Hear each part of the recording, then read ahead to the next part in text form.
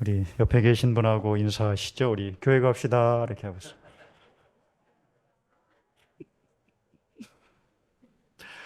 교회 갑시다. 우리 앞뒤로 다시 한번 인사하시죠. 왜 살아요? 그러니까.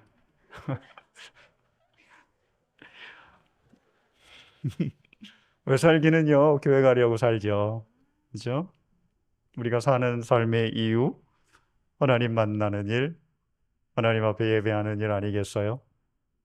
궁극적으로 우리가 서야 할 자리가 하나님 예배하는 자리, 하나님 만나 영광 돌리고 찬양하는 자리인 줄로 믿습니다. 누군가 우리에게 우리 교회 가요, 교회 한번 가요라고 청했을 때 여러분 그 말을 들었을 때 여러분의 마음이 어땠나요? 기뻐, 즐거워, 꼭 가야겠다라는 마음이 들었나요? 아니면 귀찮게 왜 또 이런 소리 하면서 피하고 싶고 거부하고 싶은 마음이 일어나요? 혹은 입장을 바꾸어서 여러분이 만약에 누구에게 우리 교회 한번 가요 라고 초청을 했을 때 그 사람의 반응은 어땠나요? 기다렸어요. 당신이 언제 그 말을 하나? 네, 기다리고 있었어요. 라고 나오던가요? 얼굴 찌푸리고 피하고 예? 도망가려 그런 반응을 보였나요? 자, 오늘 시편에도 한 성도가 사람이 교회 갑시다라는 초청을 받습니다. 사람이 정확하게는 이제 사람들이입니다. 사람들이 이 성도에게 여호와의 집, 즉 성전에 올라가자라고 초청했을 때 이 사람, 이 성도의 마음은 기쁨으로 가득 찼습니다. 이 기쁨 가득한 마음을 1절에서 이렇게 표현합니다. 사람이 내게 말하기를 여호와의 집에 올라가자 할 때에 내가 기뻐하였도다 하죠. 이 기뻐하였도다가 앞에 이유를 설명하고 뒤에 나와 있는데 원래는 제일 앞에 있습니다. 내가 기뻐하였다라고. 왜냐하면 사람들이 나한테 이런 말, 사람들이 나에게 한 말 때문에 그 말이 여호와의 집에 올라가자 이 뒤에 나와요. 이제 그만큼 기쁨을 강조하는 문장입니다. 본 시편의 저자가 다윗으로 나와 있습니다. 다윗은 우리가 잘 아는 대로 신앙의 인물입니다. 그가 얼마나 하나님을 사랑하고 하나님 찬양하는 걸 즐거워했는지 자기 옷이 벗겨져 있는 것도 개의치 않고 하나님 찬양했던 인물이 바로 이 다윗입니다. 그런데 이 다윗이 다른 사람들에게 우리 교회 성전에 올라갑시다.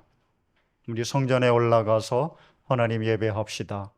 라고 초청하는 것은 납득이 가는데 이 신앙의 인물이며 이 신앙 하나님 사랑하는 것이 삶의 전부였던 다윗이 다른 사람들에 의해서 우리 성전에 올라갑시다라고 초청을 받는 일은 이렇게 쉽게 납득이 되지 않습니다.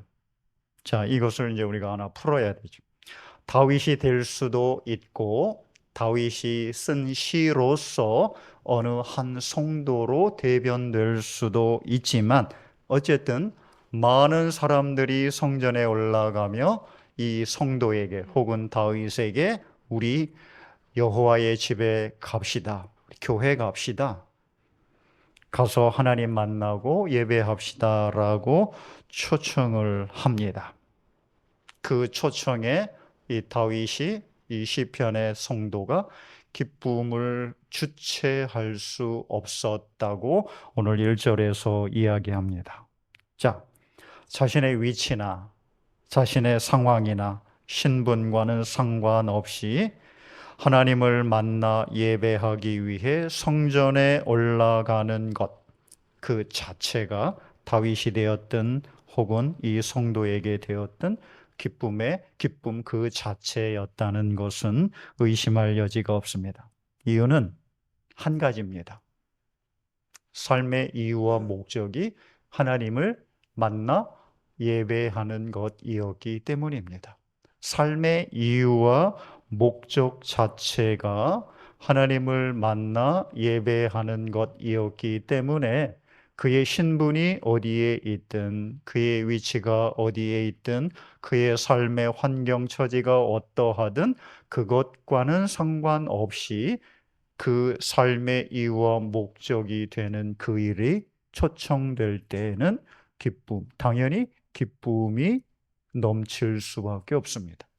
자, 여기서 우리의 삶의 중간 점검을 한번 해볼 필요가 있습니다. 우리의 삶의 이유와 목적이 어디에 있느냐 하는 겁니다.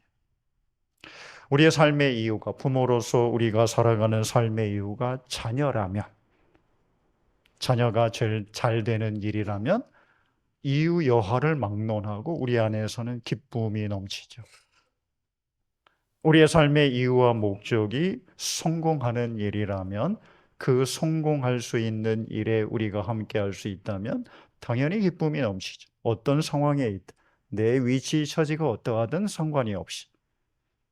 돈이라면, 돈 되는 일이라면 마찬가지로 우리에게 그 자리, 그 기회가 주어진다면 기쁨이 넘칩니다. 그런데 오늘 시편의 한 성도 혹은 이 시를 지은 다윗에게는 그가 살아가는 삶의 이유와 목적이 하나님 만나고 하나님 예배하는 그 일이기 때문에 자신의 신분이나 자신의 위치나 자신이 어떤 처지와 환경에 있든 그것과는 상관없이 하나님 만나 예배하는 그 일에 함께 할 수 있을 때 당연히 기쁨이 넘치게 됩니다. 오늘 시편 1절이 122편 1절이 우리에게 묻습니다. 하나님을 만나 예배하는 게 너에게 기쁨이 되느냐라고 묻습니다.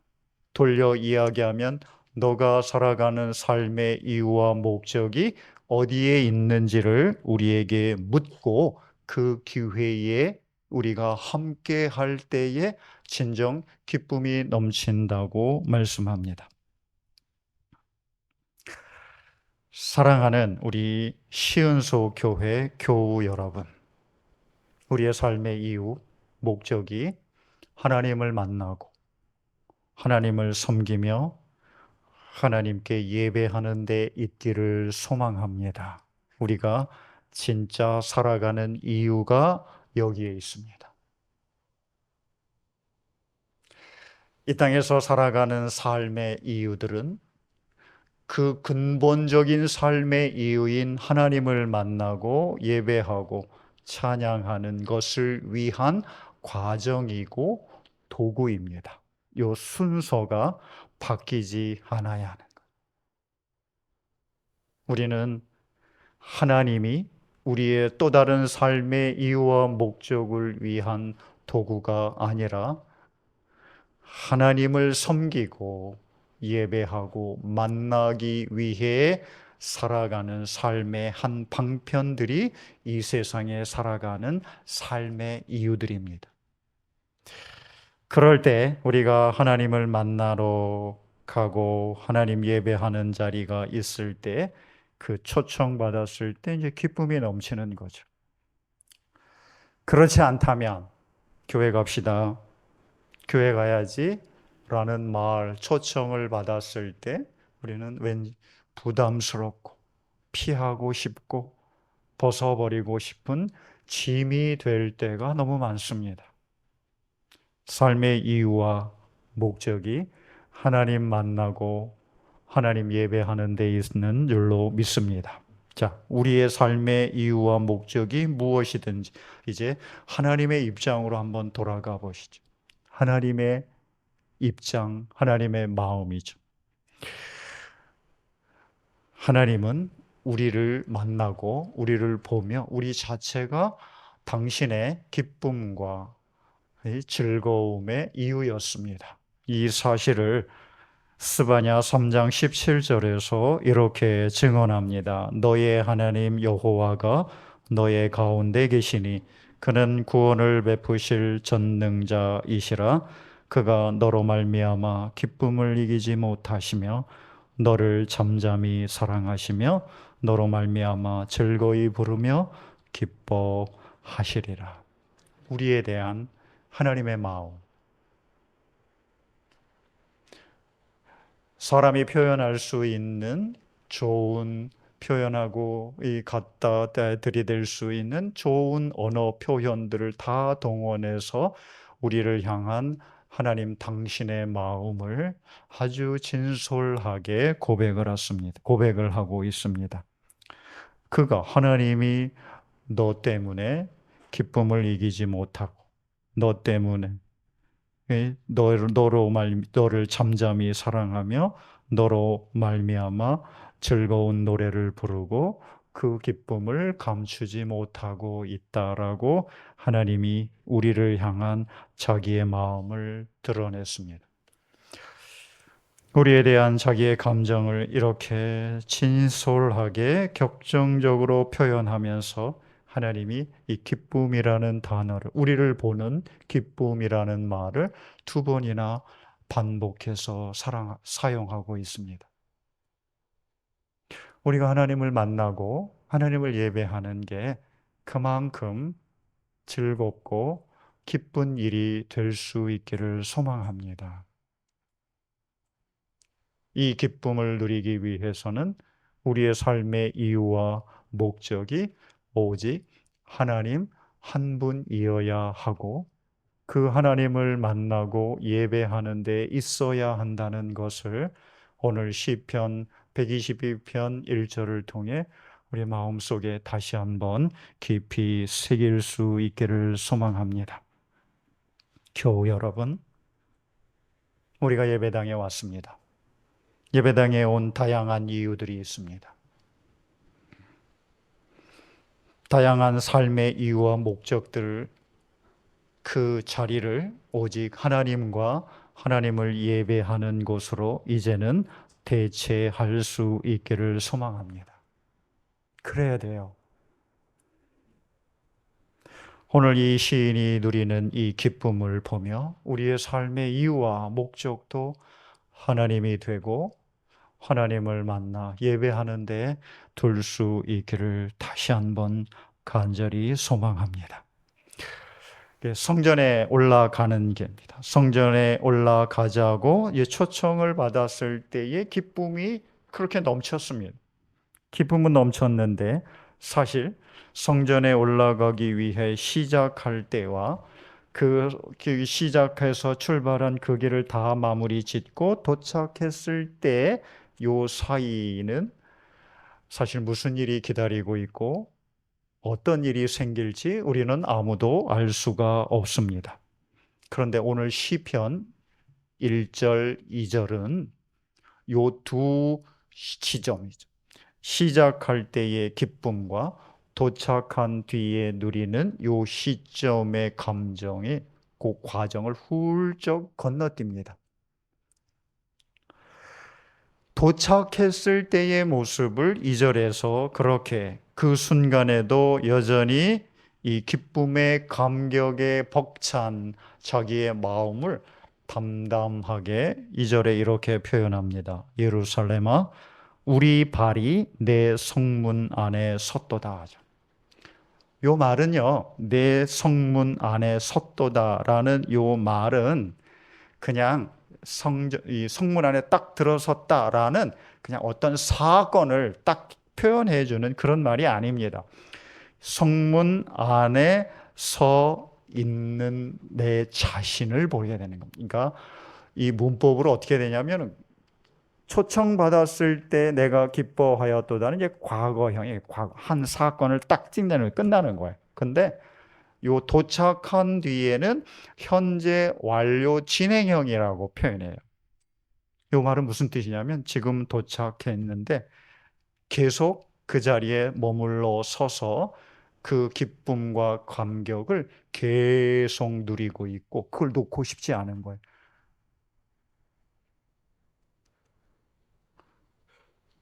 출발할 때의 기쁨, 도착해서의 감격이 오늘 1절, 2절에서 보여주면서 그 그 과정은 훌쩍 뛰어넘고 있습니다. 중요한 건 도착했을 때의 이 환희와 기쁨이 시작했을 때의 기쁨보다 훨씬 더 크고 붙잡고 싶고 오래 그 자리에서 머물고 싶은 이 시편의 성도의 마음을 대변해 주고 있다는 사실입니다.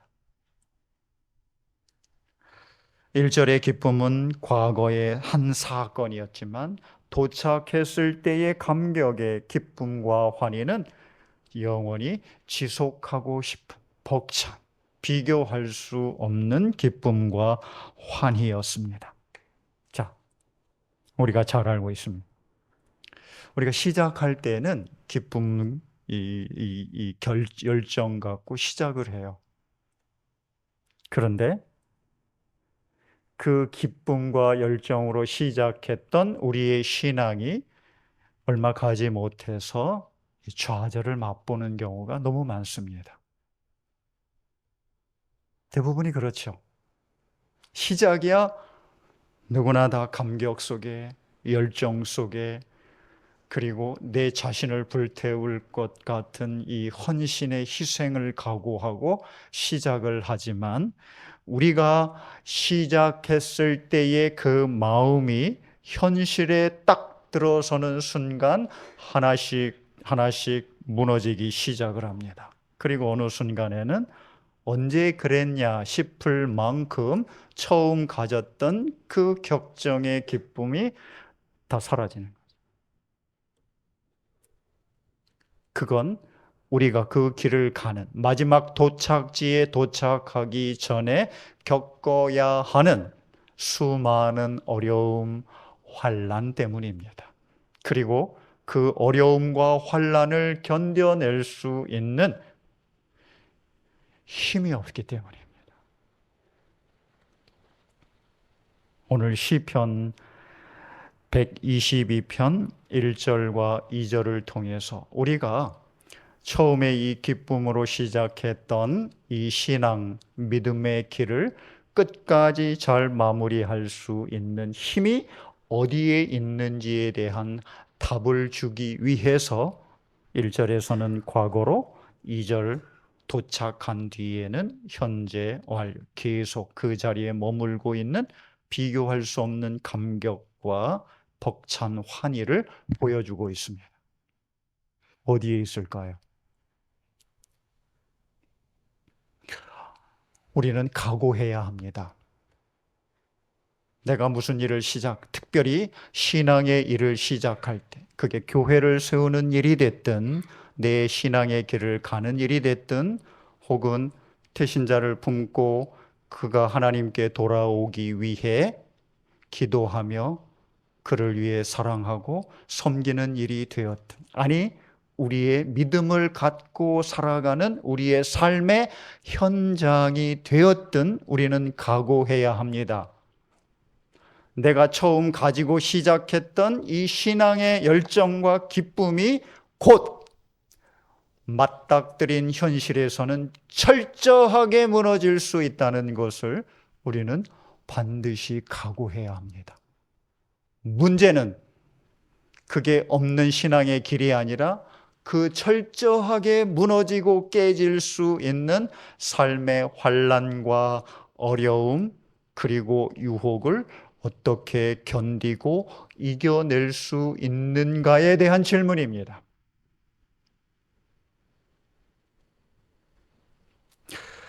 이런 어려움들을 모두 이겨낸 뒤에 이 시편의 한 성도는 하나님 앞에 서서 그토록 가고 싶었던 성전에 이르러서 누리는 그 기쁨과 감격을 바로 보여주고 있습니다. 그 과정은 훌쩍 건너뛰고 오랜 시간 겪었던 외로움, 두려움, 환난과 어려움들을 훌쩍 건너뛰고 결과를 우리 앞에 딱 보여줍니다. 자, 이제 우리는 이 하나님 앞에서 누릴 수 있는 감격, 기쁨, 이 영광을 순례의 길, 믿음의 길을 시작하면서 꼭 마음에 새겨야 한다는 것을 오늘 시편 기자를 통해서 우리에게 이야기를 해줍니다. 신앙의 길은 외롭습니다. 믿음의 길은 많은 어려움과 환난이 기다리고 있습니다. 내가 바라고 뜻한 대로 내 믿음의 길이 진행되고 이루어지는 일은 하나도 없다고 보는 게 보다 정확할 겁니다. 그런 어려움, 환난, 유혹을 만났을 때 우리가 바라봐야 할 것은 이 어려움, 이 환난, 이 외로움을 이기고 견뎌낸 뒤에 하나님께서 우리에게 주실 그 기쁨과 감격, 영광, 환희를 소망하며 바라보아야 한다는 것을 오늘 시편 1절, 2절이 우리에게 보여주고 있습니다. 우리에게는 앞에 기다리고 있는 건 바로 하나님이 그 시련과 어려움들, 외로움, 유혹들을 이기고 끝까지 믿음을 버리지 않고 포기하지 않고 달려온 우리에게 주시는 기쁨입니다. 감격이고 영광이고 환희입니다. 다른 그 누가 줄 수 없는, 그리고 오직 그 시련과 환난 유혹을 견뎌낸 자들만이 누릴 수 있는 이 기쁨과 영광을 오늘 시편 기자가 미리 보여주면서 우리에게 견디라, 이겨내라, 포기하지 말라, 집으로 돌아가지 말라고 권하고 있습니다. 이런 예를 우리에게 보여주신 분이 우리 예수님입니다. 예수님이 십자가의 고난과 고통을 이겨내신 것은 하나님이 주실 이 고난과 죽음 뒤에 기다리고 있는 하나님이 주시는 부활의 영광 때문이었습니다. 그것을 소망하며 바라보았기 때문에 우리 예수님은 그 십자가의 고난과 죽음을 피하지 않고 도망가지 않고 정면으로 맞닥뜨려서 감당해 내셨습니다. 이것에 대하여 히브리서 12장이 이렇게 우리에게 증언합니다. 이러므로 우리에게 구름같이 둘러싼 허다한 증인들이 있으니 모든 무거운 것과 얽매이기 쉬운 것 죄를 벗어버리고 인내로서 우리 앞에 당한 경주를 하며 믿음의 주요 또 온전케 하시는 이인 예수를 바라보자. 그는 그 앞에 있는 기쁨을 위하여 십자가를 참으사 부끄러움을 개의치 아니하시더니 하나님 보좌 우편에 앉으셨느니라. 이 영광이 있기 때문에, 이 기쁨이 있기 때문에 앞에 놓인 십자가를 마다하지 않고 피하지 않고 도망가지 않고 고난의 길을 기꺼이 걸어가셨습니다. 우리라고 다르겠습니까? 오늘 히브리서 12장은 허다한 증인들이, 우리의 믿음의 선진들이 다 이런 어려움, 환난, 시련들을 겪은 뒤에 하나님 앞에서 하나님이 주시는 영광과 기쁨을 얻고 누렸습니다. 우리라고 다릅니까? 우리도 마찬가지입니다. 우리가 가는 신앙의 길, 우리가 감당해야 할 믿음의 길, 우리가 세우는 교회, 우리가 세워가야 할 이 교회의 미래, 적어도 믿음의 길이라면 반드시 어려움, 시련, 환난, 그리고 유혹이 기다리고 있습니다. 그러나 그것을 견디고 이겨내며 포기하지 않아야 하는 이유는 이걸 견뎌낸 뒤에 하나님이 주시는 기쁨과 영광과 환희가 있기 때문입니다. 견뎌낸 이들만 누릴 수 있는 하나님의 생명의 축복입니다. 교우 여러분, 우리도 견뎌냅시다. 우리의 삶의 이유와 목적이 하나님과 하나님을 만나 예배하는 데 두고 그리고 그 길을 위해 가는 믿음의 길에는 수많은 환난과 어려움, 역경, 시련들이 앞에 기다리고 있습니다. 그때마다 우리가 기억해야 할 것은 이 시련과 환난을 이겨낸 뒤에 하나님이 예비해 놓으신 그 영광, 그 기쁨, 그 환희, 그 감격입니다. 그러면서 이겨낼 수 있기를 소망합니다. 우리 함께 시운소 교회를 세우기 위해 모였습니다. 이 교회를 세워가는 그 길이 쉽고 편하다면 하나님께서 굳이 우리를 불러 이 교회로 모이게 하지는 않았으리라 믿습니다. 적어도 우리는 그 일들을 견디고 이겨낼 수 있다고 하나님께서 믿고 계셨기에 우리에게 맡겨 놓으신 줄로 믿습니다. 힘들고 어렵지만 함께 갑시다. 우리에게 하나님이 주실 그 영광과 기쁨, 환희의 날들을 소망하면서 지금 우리가 겪는 이 어려움들, 이 외로움들, 이 많은 유혹들을 견디고 이겨내면서 포기하지 않고 소망의 내일을 향해 믿음을 지켜가는 저와 여러분 되기를 우리 주 예수 그리스도의 이름으로 축복합니다. 하나님 감사합니다. 시운소 교회를 섬기라고 또 하나님 만날 때까지 믿음의 길을 가라고 우리를 부르셨습니다. 그 앞에는 많은 어려움과 환난과 유혹이 기다리고 있지만 마지막 때에 견디고 이겨낸 자들에게 주시는 그 기쁨과 영광, 환희를 기억하며 견디고 이겨내는 저희들 되게 해 주옵소서. 우리 주 예수 그리스도의 이름으로 기도하옵나이다.